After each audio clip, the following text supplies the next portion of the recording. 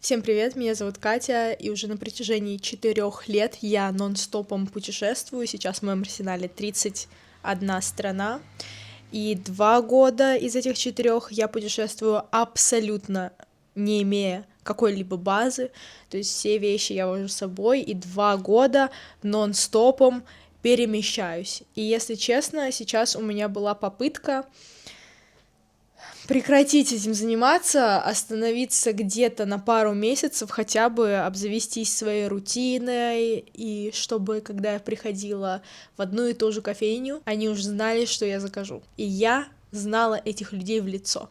Какое-то такое у меня желание. Хочу разложить свои вещи из чемоданов, хочу купить какую-нибудь кружку, потому что кружку же ты с собой особо не повозишь. И вот я хочу, чтобы у меня была огромная, тяжеленная кружка какая-нибудь классная, моя. Я в Южной Америке уже 2 месяца. За это время я была в Боливии, Бразилии, Парагвае, и вот вновь вернулась в Бразилию. И я, если честно, думала на какое-то время осесть здесь, в Бразилии, на острове Флорианополис, очень известное место, особенно среди русскоязычных людей. Но сейчас в Бразилии зима, холодно, в Сан-Паулу ужас просто. Я вот сижу в толстовке своего друга, у которого остановилась как раз Сан-Паулу, и молюсь, чтобы хотя бы перестал идти дождь, потому что льет, холодно, ветер, какая-то депрессивная совершенно атмосфера, и вот в таком находиться и думать, что же тебе делать дальше, вообще не самое приятное занятие. И удивительно, что люди никогда не показывают эту сторону путешествий, или вот digital nomad — это очень известная тема, когда ты можешь удаленно работать и перемещаться, никто не показывает вот эти моменты, когда ты сидишь просто и думаешь, блин, а куда дальше? Либо я вот исследую страну, или же я просто сижу дома, сколько я буду сидеть дома, в общем, мне нужно арендовать жилье, мне нужно сделать сим-карту, мне нужно сделать... И это повторяется из раза в раз. И вот сейчас тот момент, когда сегодня среда, в пятницу мне нужно уехать. В пятницу мне нужно уехать, потому что в этой квартире будут жить другие люди. Квартира моего друга расписана уже по дням. И мысли у меня такие. Мне жестко хочется в тепло, потому что когда холодно, думать получается хуже, чем когда ты в тепле и в релаксоне находишься. Хотя бы ты можешь пойти на пляж и вот как будто бы дофаминчика какого-то получить. А в такую погоду это вообще невозможно. Но из Сан-Паулу лететь достаточно далеко, куда угодно. И какие, значит, у меня есть варианты? Буквально какие угодно. И, знаете, проводили исследования на дегустациях джема. Если на дегустации было 3 вида джема, покупок было больше со стороны вот людей, которые пробовали этот джем, чем если бы это было 10 разных видов джема. Казалось бы, блин, классно, у них столько разнообразия, но людям реально сделать выбор сложнее, когда у них очень много опций, чем когда опций ограниченное количество. Итак, выбор у нас как из кейса с 10 джемами. У нас есть выбор поехать на север Бразилии, где тепло, но опять же, big city vibe, непонятно, скорее всего, я там просто буду сидеть дома, но и работать, но хотя бы там будет тепло. Следующая идея — Центральная Америка. Что это значит? Там миллиард countries, хотела сказать. Миллиард стран. Мексика, Коста-Рика, Никарагуа. Что там еще есть? Венесуэла, Панама. Ну и, конечно, не хочется сидеть в одиночестве каком-то тотальном, поэтому хочется выбрать местечко, где есть какие-то знакомые. Вот Центральная Америка как раз такое место.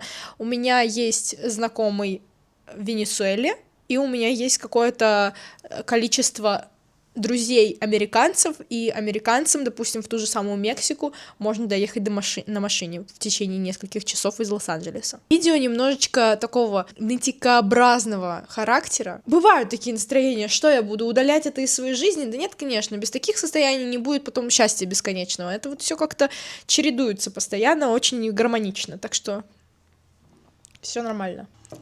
Из Сан-Паулу в Центральную Америку лететь просто очень долго, с пересадками. Я уже устала летать, очень это все изматывающе, поэтому как-то хочется реально просто прижать свою ass где-нибудь и вот месяц не двигаться и кайфовать.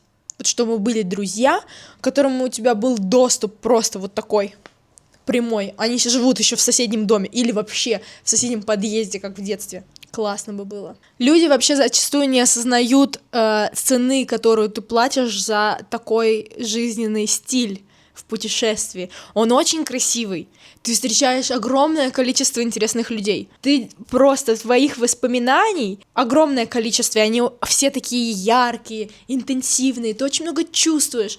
Но человеческий мозг все время хочет зацепиться за что-то. Вот он цепляется за какое-то рутинное действие, ему так проще, ему не надо много работать и адаптироваться каждый раз к какой-то новой среде, новым людям, языку и так далее. Я его прекрасно понимаю в целом, он вообще-то у меня в голове здесь находится. Но иногда это просто очень утомляет, когда он такой уже: все, я не вывожу постоянных перемещений, пожалуйста, мне нужна какое-то спокойствие. Вот я еще думаю, я путешествую достаточно комфортно, то есть у меня есть огромный социальный капитал.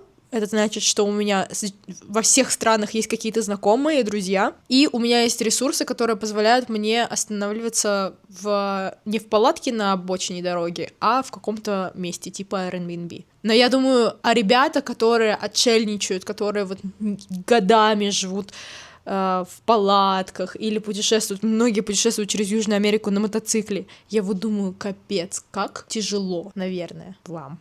Это просто, я искренне восхищаюсь такими людьми, сказать честно, потому что у тебя есть огромное количество пространства для какой-то апатии и тревоги постоянной.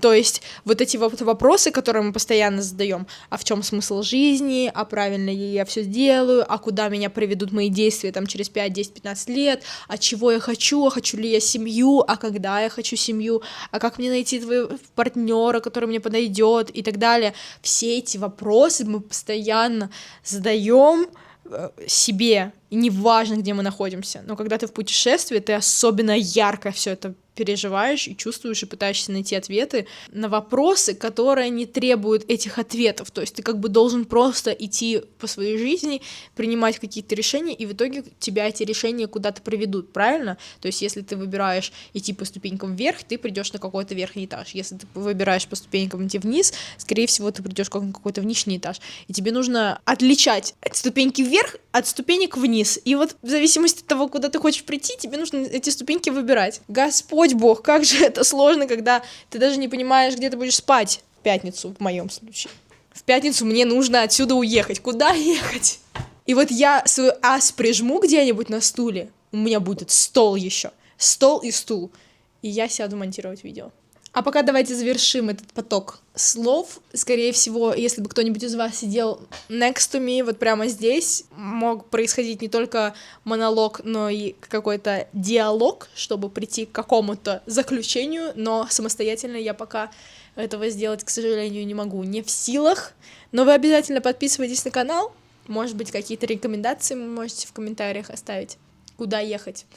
Очень быстрая вставочка, просто скажу, что английский я выучила только в 19 лет с абсолютного нуля, и вот, посмотрите, сейчас у меня появляется возможность знакомиться abroad с какими-то иностранцами, и я считаю, что это очень круто, поэтому, если ты не знаешь английский язык или ты хочешь выучить его с абсолютного нуля, пожалуйста, переходи в описание и отправляйся в языковую школу на Мальту, где ты сможешь выучить английский язык. Все подробности, опять же, в описании.